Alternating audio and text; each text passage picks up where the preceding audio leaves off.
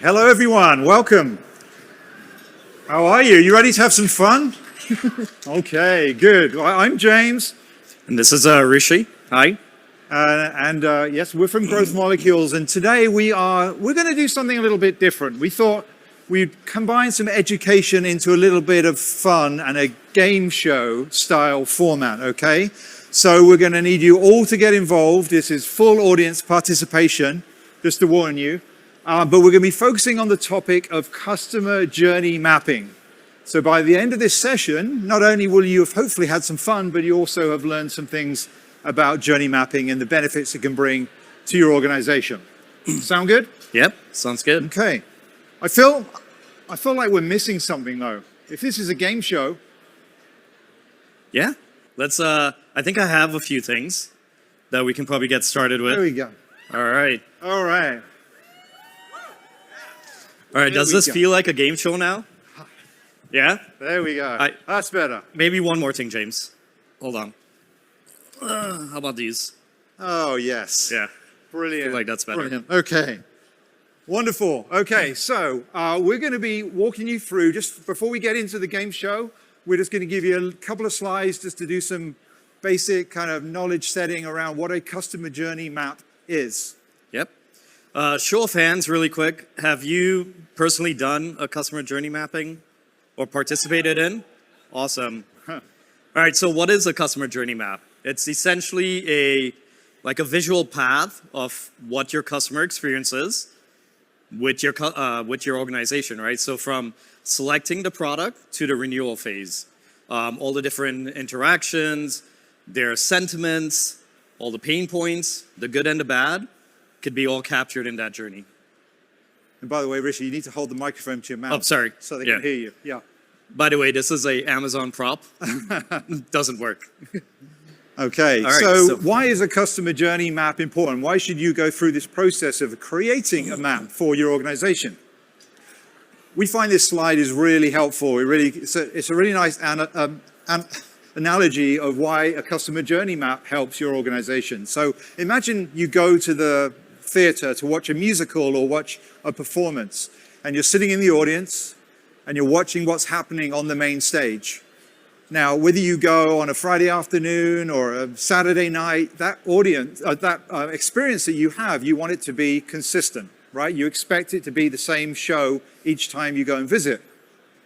So what's happening on that front stage can only happen repeatably and to a high quality if you've, number one, planned what it is you want to actually happen on the stage, and number two, planned what has to happen backstage to support that front stage experience. So if you think about it in the context of your own company and your own customers, you've got lots of people working backstage, right? All the different teams that work backstage to deliver services and products to your customers.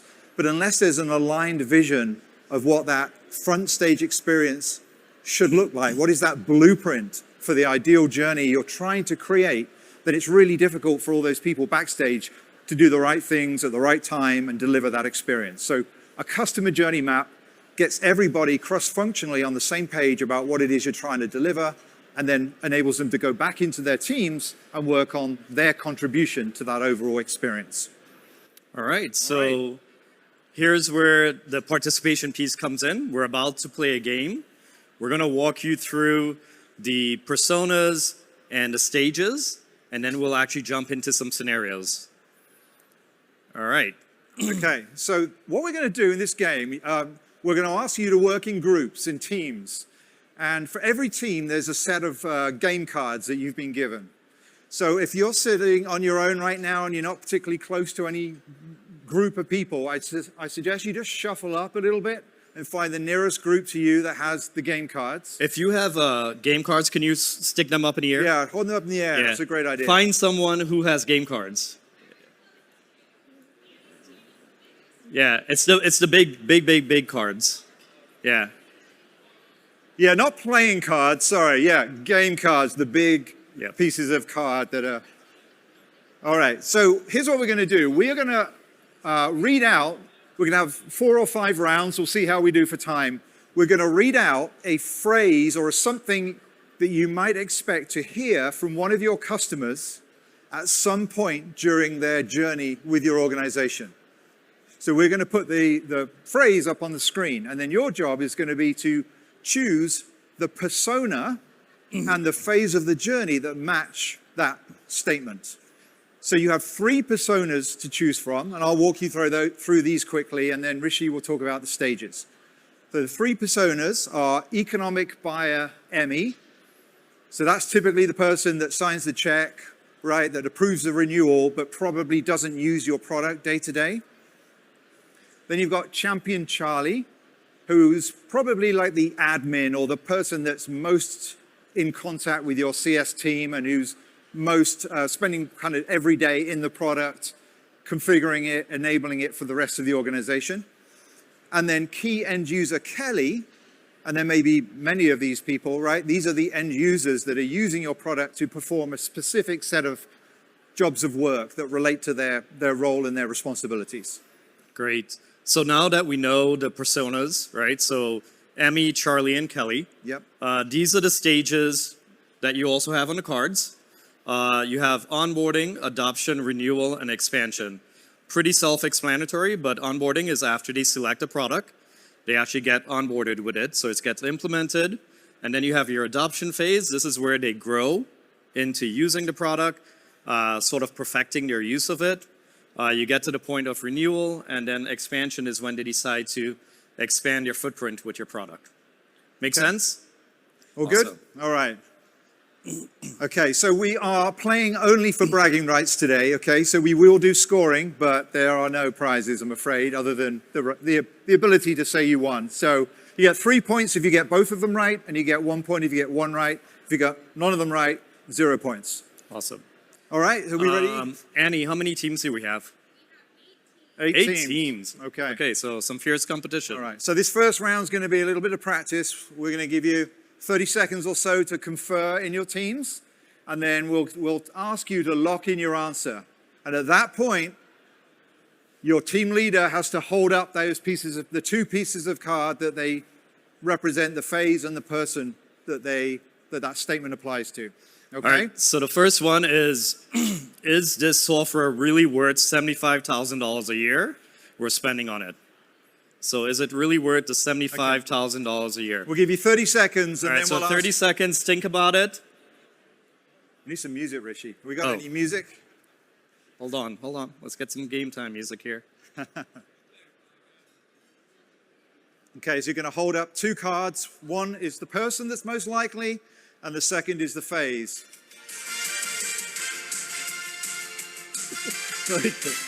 Okay. All right. All right, I think we've got all our answers locked in. So we got Emmy renewal, Emmy renewal, Emmy renewal, Emmy renewal, Emmy renewal. Emmy renewal. Okay. Fantastic. I think that's it. Everybody got it right. Wonderful. Good job, everybody. Absolutely. So James, yes. why do you think Emmy has this statement? Well, so Emmy at renewal is obviously thinking about the spend and the value, the ROI. They're thinking about business impact, and could that $75,000 be saved, spent somewhere else in the business, or is it really worth continuing to spend that money, particularly in the macroeconomic climate we're in? Those decisions, as you all probably are experiencing, is one that question comes up a lot, right? So that was an easy one to start off with. Yeah, and just to add as well, you as a group, when you have to kind of be thinking that Emmy is having these thoughts, right? That she is having to prove the value during the renewal phase. Mm-hmm. So you have to be transparent with value. That's one of the key things that you would do throughout the life cycle. All right, next one. Ready to move on? All right.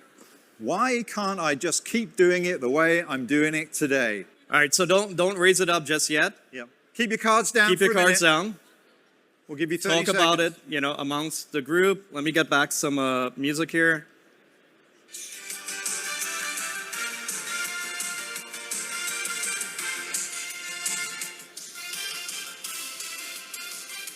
All right. All right, let's lock it in. Okay, let's see your answers. All right.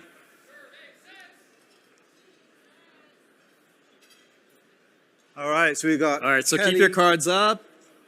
Kelly adoption, Kelly onboarding, adoption. We got a bit of a split. Some people changing their answer. I'll pretend I didn't see that. All right.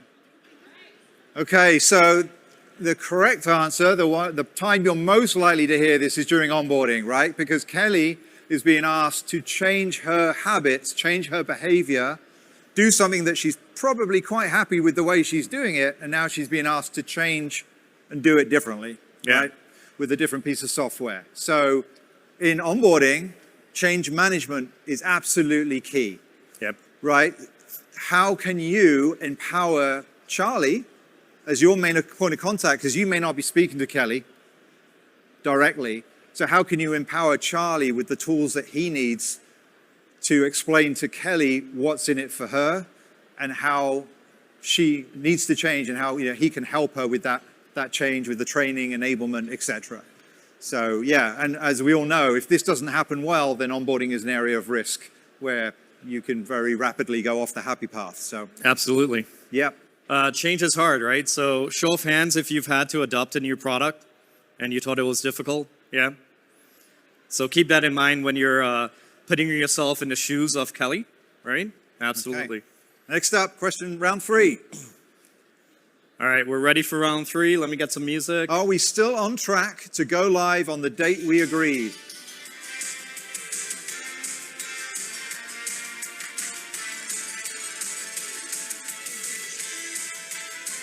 Fine. All right, keep your cards down until we're ready to go. Okay, 10 more seconds. All right, it is time to lock in your answers. Let's see them. Charlie onboarding, Charlie onboarding, Charlie onboarding. Oh, okay. Did anybody get Emmy onboarding?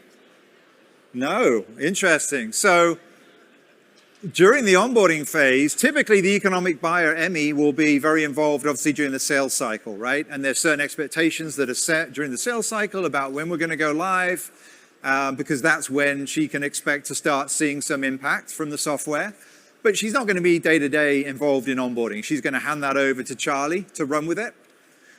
What she doesn't want is surprises, right? So she wants to know and have confidence that things are still on track to happen at the time that she initially, that expectation was set during the sales cycle.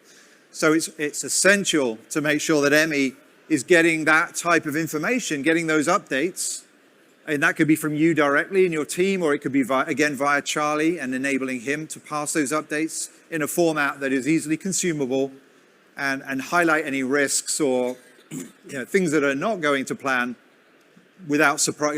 You don't want that happening as a surprise, right? Yep. That has to be proactively highlighted. Okay, do we think we could squeeze in one more? Yeah, let's keep going. All right, let me get the music queued up here. All right, so are there features we're not using yet that could help us hit our goals faster? So who is saying this and in what stage? Just decide as a group. 30 seconds. 30 seconds.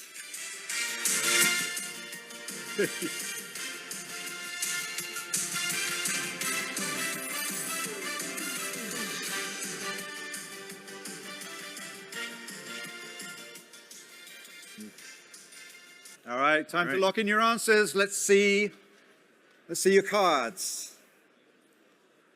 Charlie expansion, Charlie adoption, Charlie adoption.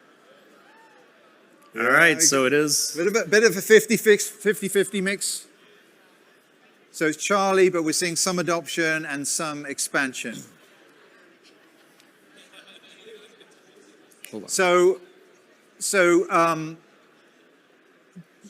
Charlie is very product focused, right? Feature focused. So it makes sense that this is coming from Charlie. So that is correct. But our clients that we work with hear this the most and they plan for it in the adoption phase, right? Because you want Charlie to be constantly deepening their adoption of the software that they've already purchased, the features that are already part of the software. You want to make sure it's having impact. Make sure it's having impact. You know, step into that gradually during, or not all at once. Sometimes you adopt a subset of features and then you layer more in over time as the team becomes comfortable. So Charlie adoption was the correct answer on that. So congrats to those of you who chose. All right, let's see if we could do one more really quick. Okay, one last one. Yes. So sure, I'll be happy to champion this across other internal teams, especially if it makes me look good. Who is saying this and in what stage? Okay, 30 seconds.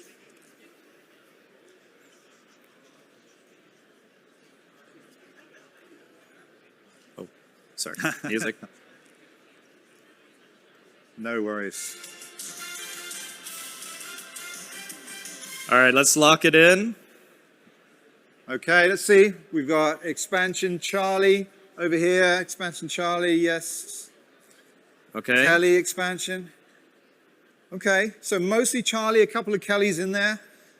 The correct answer, Rishi, yeah, Charlie expansion. So this is a great opportunity to set your key champion, your key point of contact up for internal success, make them look like a superstar, right? How can you help them tell the story of the success they've had internally to other teams, other departments, right? And that is a massive opportunity for expansion. Saying it in their words, in their company lingo. Exactly. Yeah, helping them share that value story. Help them with the storytelling. So, all right, congratulations, everyone. Yes. Yeah. So we have, I think it's time to check the scores before we run out of time. Do we have some scores? Everybody won. Awesome. Woo! You're all winners. Pat yourself on the back. All right. Okay.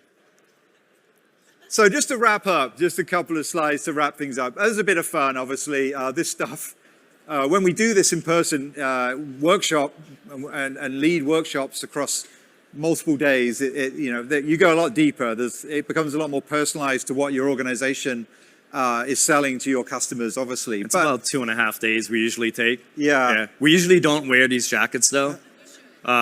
But maybe we should. Yeah.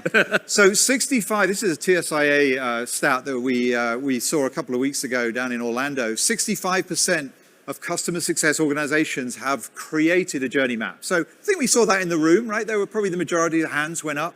At some point you've done something called journey mapping.